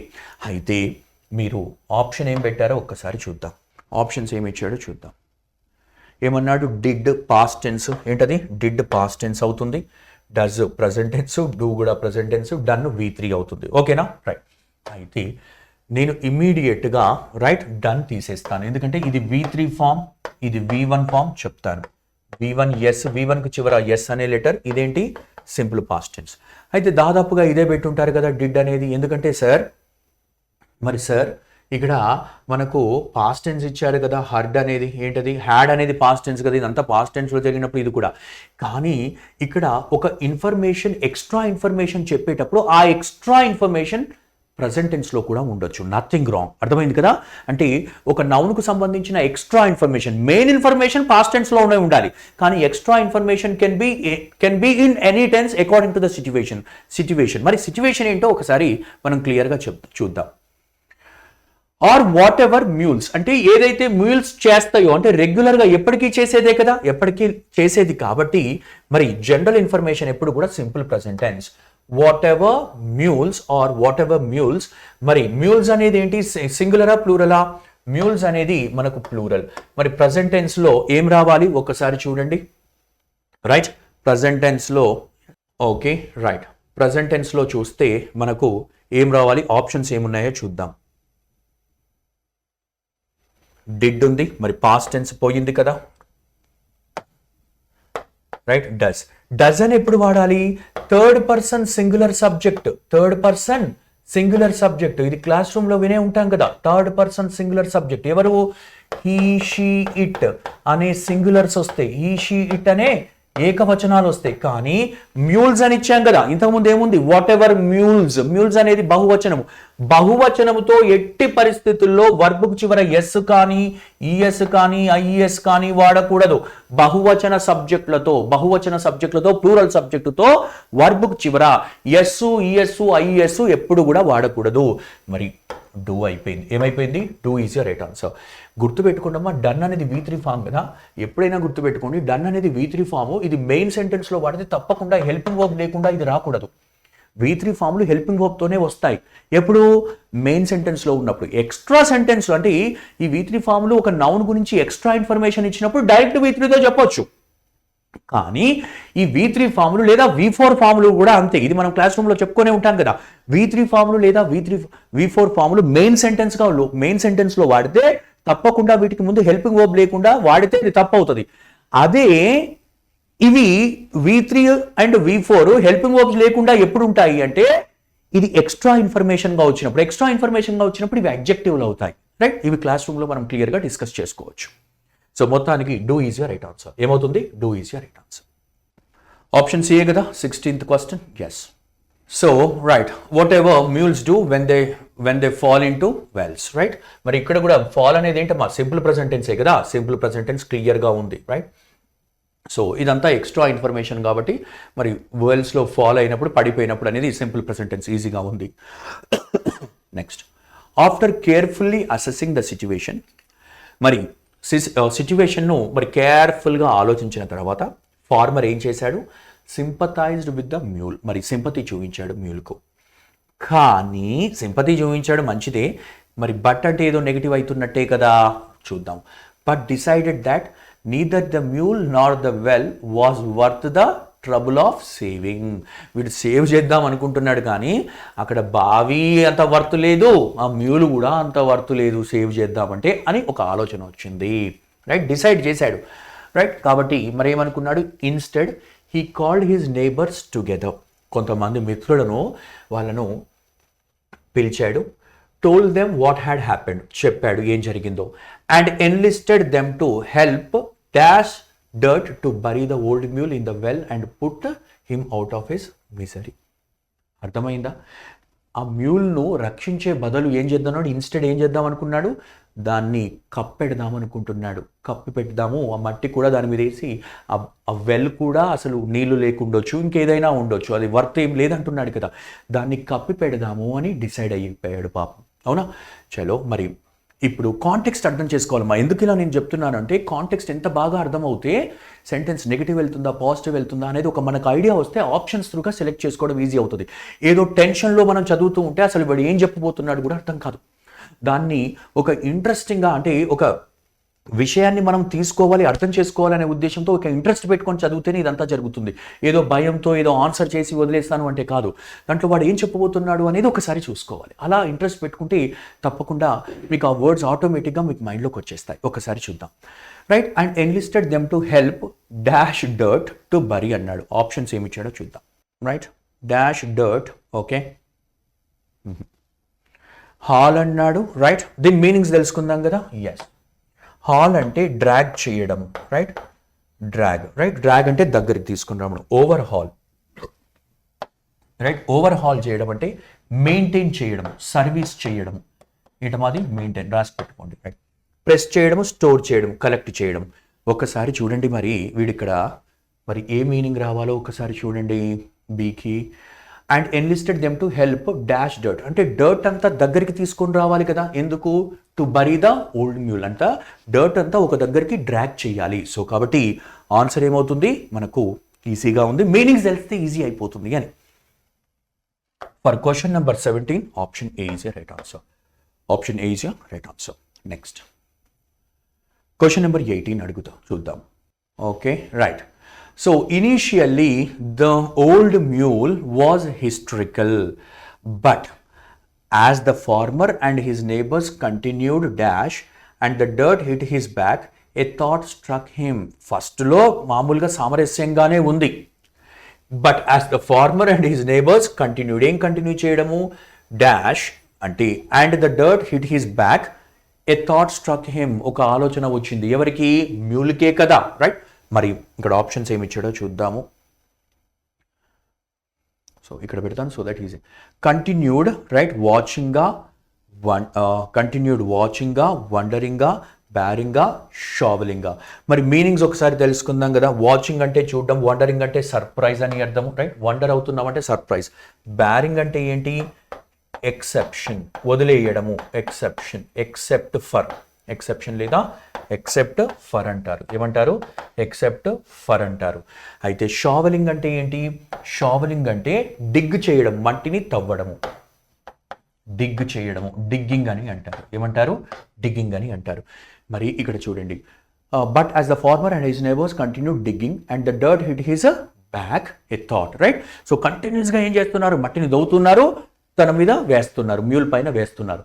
అప్పుడు తనకు ఒకటి అర్థమైపోయింది. అవునా? రైట్, ఆ మైండ్లోకి ఒక థాట్ వచ్చింది. ఏంటి? రైట్, సో కాబట్టి మనకు షావలింగ్ రావాలి. ఏం రావాలి? 18th question answer D is your right answer. D is your right answer. Right, continued shovelling and the dirt hit his back, a thought struck him. It suddenly dawned on him that every, right, dawn అంటే ఏంటి? Begin, మొదలవ్వడం.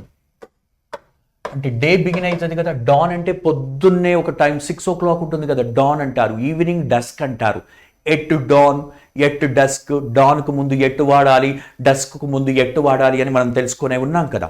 Right, అయితే it suddenly began on him that every time a shovel load of, right, ఆ shovel అంటే మట్టిని తవ్విన load of dirt landed on his back, he would shake off and step up. అర్థమైందా? ఇప్పుడు దాదాపు మీకు స్టోరీ అర్థం కావాలి. తన మీద మట్టి పడుతుంటే ఇట్లా షేక్ చేసి ఆ మట్టి మీద ఎక్కుతుంది, మళ్ళీ మట్టి పడితే మళ్ళీ ఎక్కుతుంది. అదే కదా. రైట్, మనకు కొంచెం చదివితే మిగతా స్టోరీ అంతా చెప్పేస్తాం కదా, సినిమా అంతా చూడని అవసరం లేదు, మూవీ అంతా ఫస్ట్ ఒక 25% చూడగానే నెక్స్ట్ ఏమవుతుంది అనుకుంటాం కదా, రైట్. ఇంట్రెస్టింగ్గా ఉంది, రైట్. సో చూద్దాం. దిస్ హీ డిడ్, ఇది చేసింది. Blow after blow, Sheikh it off and step up, Sheikh it off and step up, step it off and step up. Okay, he repeated to encourage himself, right? So idantha repeat chesukundanta encourage chesukovadaniki tanni. No matter how painful, right? No matter how painful the blows, enta aa matti visurutu unte chaala painful ga untundi venakku tadtu unte, right? So no matter how painful the blows or how distressing the situation, enta distressing ga unna enta ibbandulo unna kuda mari how distressing the situation D అన్నాడు, రైట్. Option డిలో ఏమి ఇచ్చాడో చూద్దాం, right. Option డిలో ఏమి ఇచ్చాడో చూద్దాం. మరి చూద్దాం. No matter how painful the blows are how distressing the situation, right. So ఏమంటున్నాడు మరి, లుక్సా, సీమ్డా, ఈజా, సీమ్సా, రైట్. సో మళ్ళీ తర్వాత చదివితే ఇంకా క్లారిటీ వస్తుంది. The old mule, right. The old mule fought panic, panic అంటే గందరగోళం, and just kept right on shaking it off and stepping it up అంటున్నాడు, రైట్. సో ఇక్కడ మనకు జనరల్గా ఇదంతా కూడా రిపీటెడ్ అనేది పాస్ట్ టెన్సే కదా, మరి పాస్ట్ టెన్స్ జరిగినప్పుడు ఈ సిచ్యువేషన్ కూడా పాస్ట్ టెన్స్లో వెళ్తుంది కదా. సో పాస్ట్ టెన్స్లో ఉన్నది మనకు సింపుల్గా ఉంది, ఒక్కటే ఒక్క ఆప్షన్, మీకు ఇది ఈజీ అయిపోతుంది. యాక్చువల్గా ఇవన్నీ చూస్తే భయపడుతూ ఉన్నారు మీరు. లుక్స్ సింపుల్ ప్రెజెంట్ టెన్సే, V1 ఎస్ఏ, ఇది సింపుల్ ప్రెజెంట్ టెన్సే, ఈజ్ కూడా ప్రెజెంట్ టెన్సే, ఆఫ్ కోర్స్ సింపుల్. సో ఒకటి పాస్ట్ టెన్స్ ఉంది, ఎందుకంటే రిపీటెడ్ అనేది పాస్ట్ కదా. సో కాబట్టి మనకు 19th question option B, 19th question option ఏమవుతుంది, బి ఈజ్ గా right answer. Option B is right answer, అంతే కదా, రైట్. సో ఎందుకంటే రిపీటెడ్ అనేది ఉంది, ఇదంతా కూడా పాస్ట్ టెన్స్లో పెడుతుంది. మరి జరిగింది కూడా మరి తనకు ఎంత కనిపించిన సిచ్యువేషన్ కనిపించినా సీమ్డ్ అనేది వస్తుంది. మరి ద ఓల్డ్ మూల్ అదే కదా, right. No matter how painful, ఎంత బ్లోస్ ఉన్నా కూడా అంతే కదా, అవమానాలే ఆభరణాలు అంటారు కదా, ఎంత అవమానించినా కూడా వాటిని మన సక్సెస్ స్టెప్స్గా తీసుకొని ఇంకా ముందుకు వెళ్ళాలి, రైట్. సో ఈ విధంగా మనం చూసాము. The old mule fought panic and just kept right on shaking it off and stepping it up, shake చేస్తుంది, దానిపైన నిల్చుంటుంది. Next, okay, right. 20th కూడా ఉంది కదా, ఒకసారి చూద్దాం, right. Sorry, it was not లేదా it wasn't long before the old mule battered and exhausted. Battered అంటే ఏంటి, ఇప్పుడు అదే కదా, ఇప్పుడు బ్యాటర్డ్ మీనింగ్ తెలియకపోయినా ఒకసారి చూడండి ఏం మీనింగ్ వస్తుందో. It was not long before the old mule battered and exhausted. Battered అంటే ఏంటి, టైర్డ్. బ్యాటర్డ్ అంటే చాలా బ్యాటర్ చేశాము అని అంటే ఏంటమ్మా, ఏదన్నా పిండి ఉంటుంది కదా, బ్యాటర్ చేస్తూ ఉంటారు, ఇలా కొడుతూ ఉంటారు, అంటే చపాతీలు చేసుకోవడానికి అది ఇదని, రైట్. ఎంత కూడా ఇబ్బంది పడ్డా, రైట్, ఇబ్బంది పడ్డా. అండ్ ఎగ్జాస్టెడ్ అన్నా కూడా మనకేమొస్తుంది, రైట్, వెరీ టైర్డ్ అని వస్తుంది, రైట్. బ్యాటర్డ్ అంటే, రైట్, బ్యాటర్డ్ అంటే డిస్టర్బ్డ్ లేదా, రైట్, డిస్టర్బ్డ్ అనే సెన్స్లో చేసుకోవచ్చు, నెగిటివ్ సెన్స్ వస్తుంది. And exhausted. Stepped trumpedly. It wasn't long before the old mule battered and exhausted.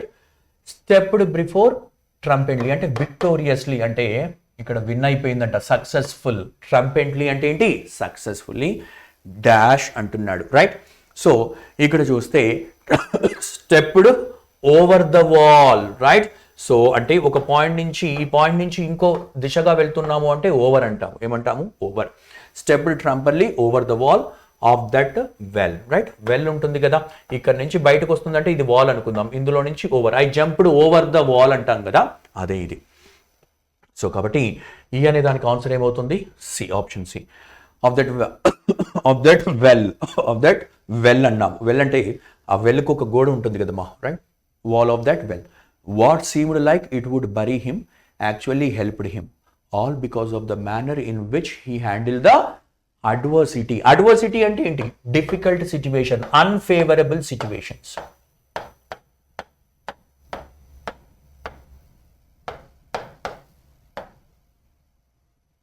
అంటే మనము ఇబ్బందులను కూడా మనం ఏవైతే ఇబ్బందులు అనుకుంటున్నామో ఆ ఇబ్బందుల్లోనే ఒక సొల్యూషన్ దొరుకుతుంది అనే ఈ స్టోరీ ద్వారా, రైట్, ఈ ప్యాసేజ్ ద్వారా మనకు చెప్పడం జరుగుతూ ఉంది, right.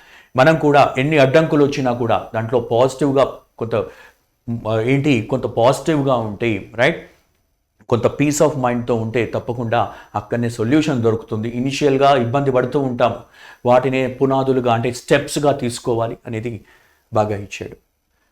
20th option C is right answer. 21 ఇచ్చాడు. ఓకే, మరి అంతవరకు అయిపోయింది కదా. 20 fill in the blanks context ప్రకారంగా చూస్ ద అప్రోప్రియేట్ ఆర్టికల్, సరైన ఆర్టికల్ ఒక్కటే గుర్తుపెట్టుకోండి మా రైట్. మీకు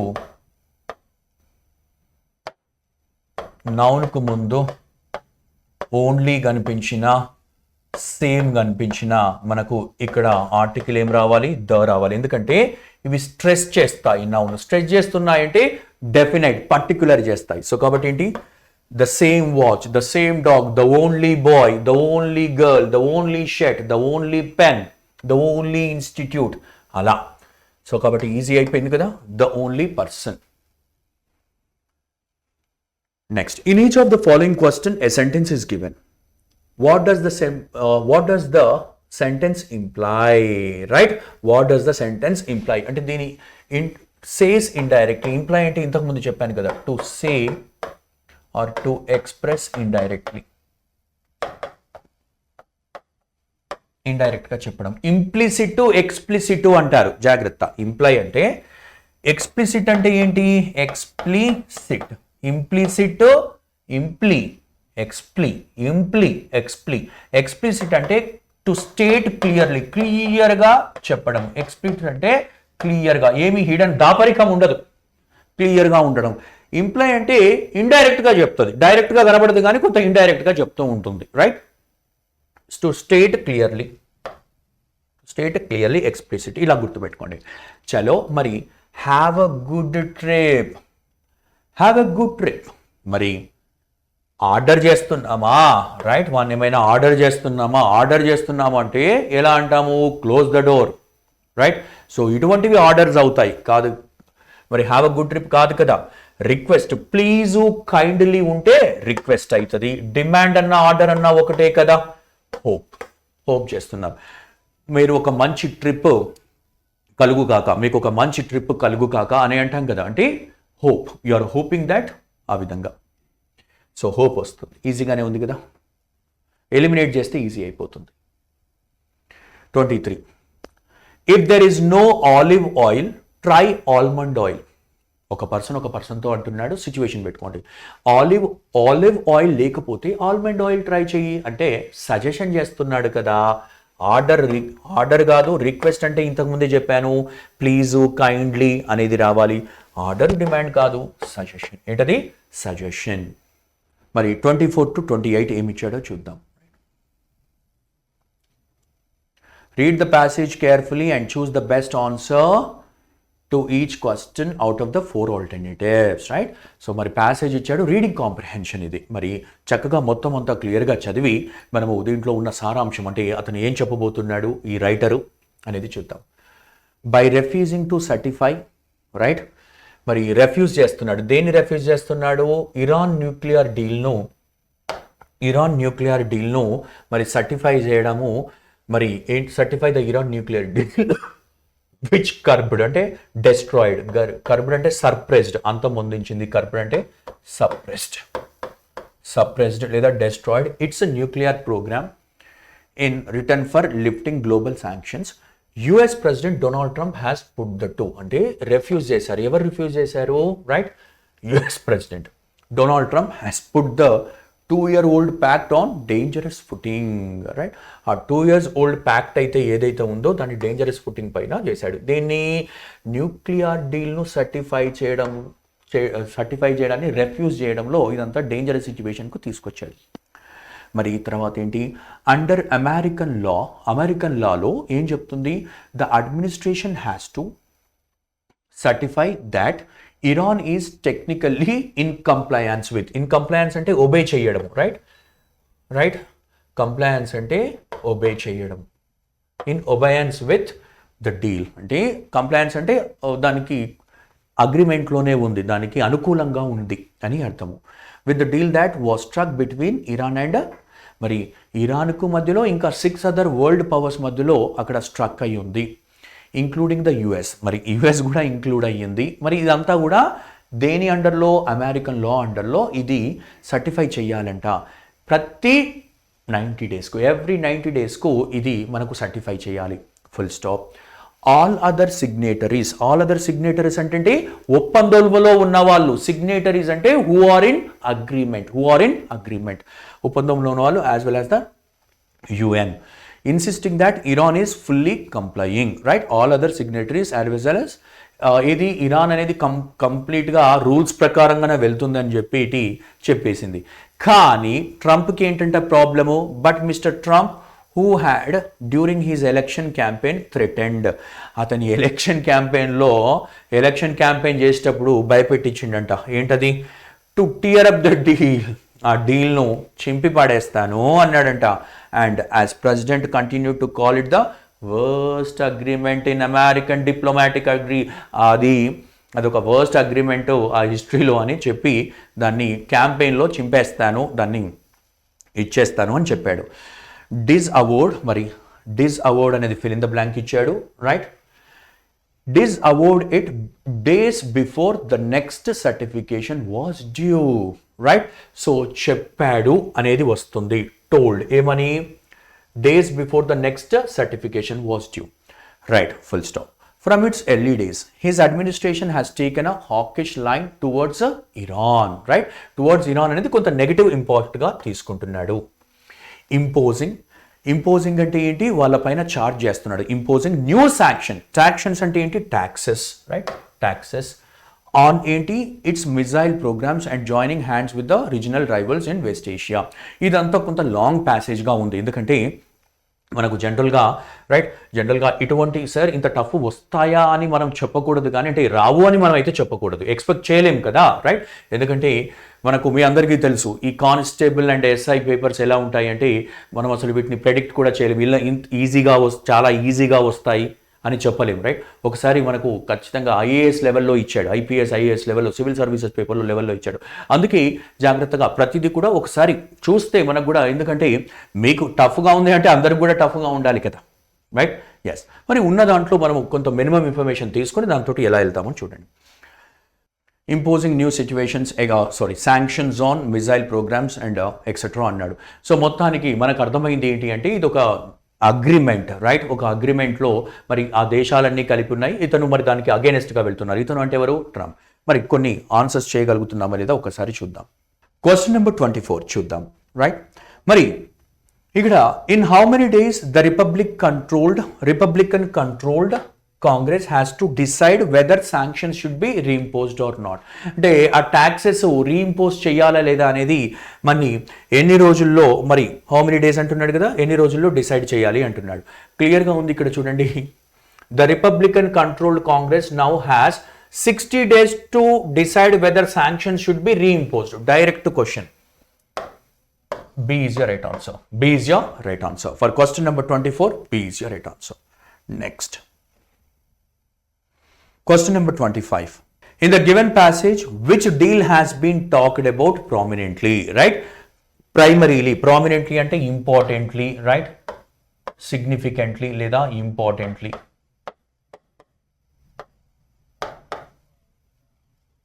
Important ga, mukyanga, right? Prominent ga.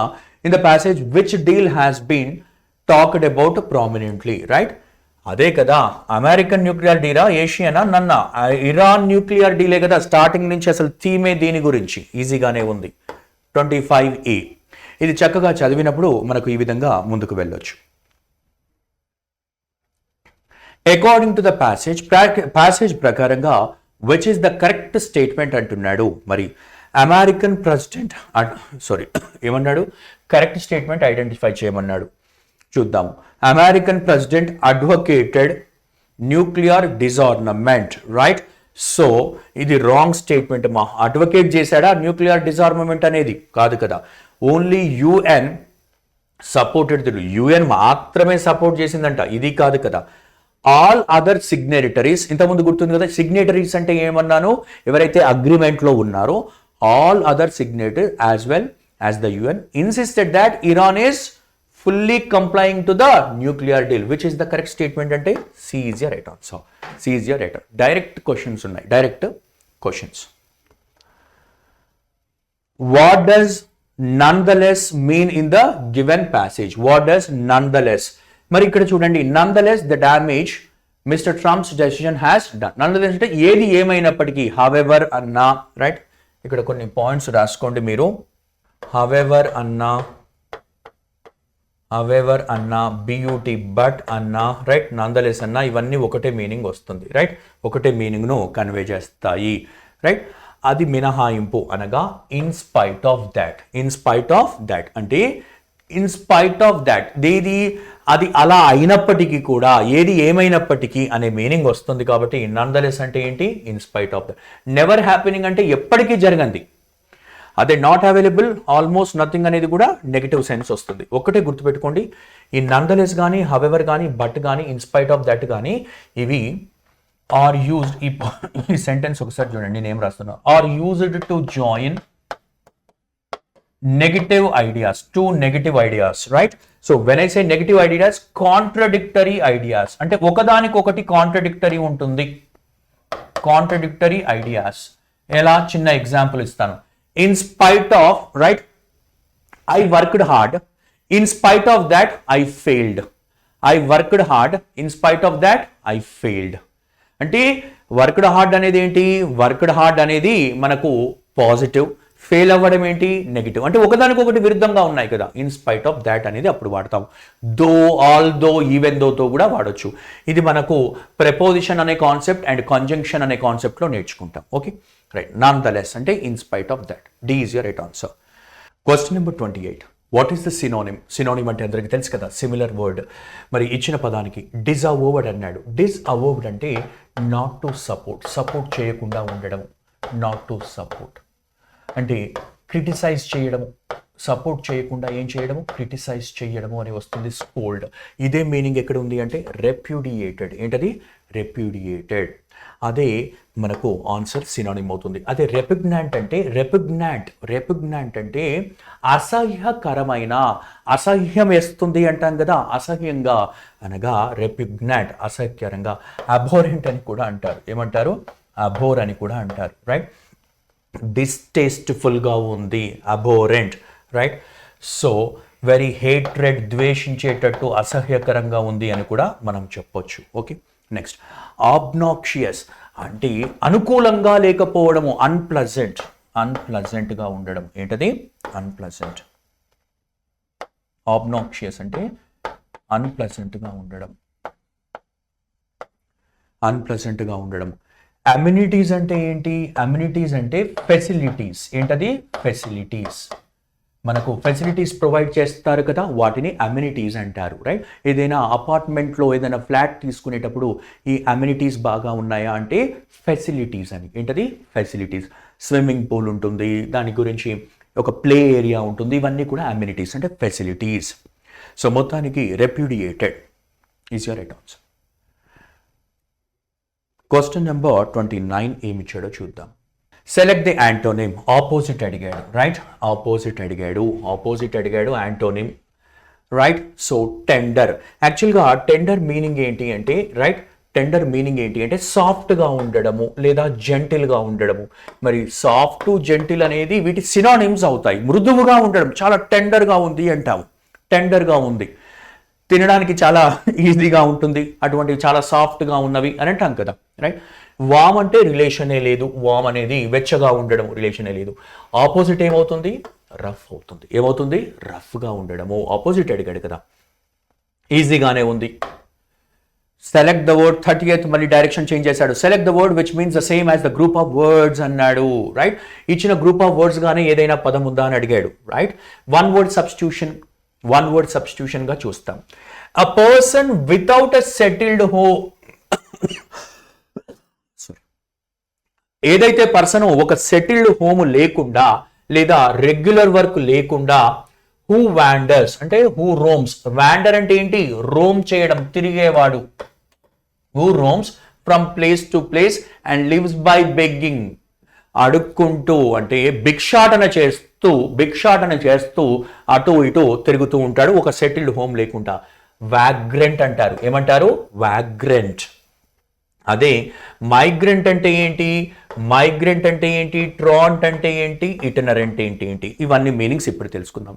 ట్రాంట్ అంటే యాబ్సెంటీ, స్కూల్కి వెళ్లకుండా మనం చిన్నప్పుడు చేస్తూ ఉంటాం కదా, మనం స్కూల్కి వెళ్లకుండా ఇంట్లోనే ఉంటాం, ఎక్స్ప్లెనేషన్ ఏమీ ఉండదు, రీజన్ ఇవ్వకుండా, రైట్. వన్ హూ స్టేస్ అవే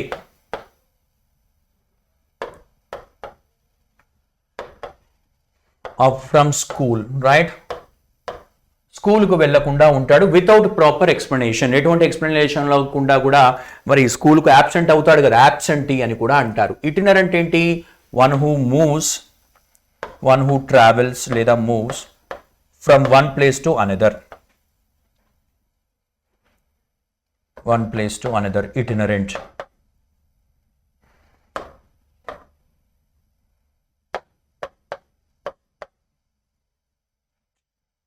ఏమన్నాను, అనదర్ కదా, ఎస్.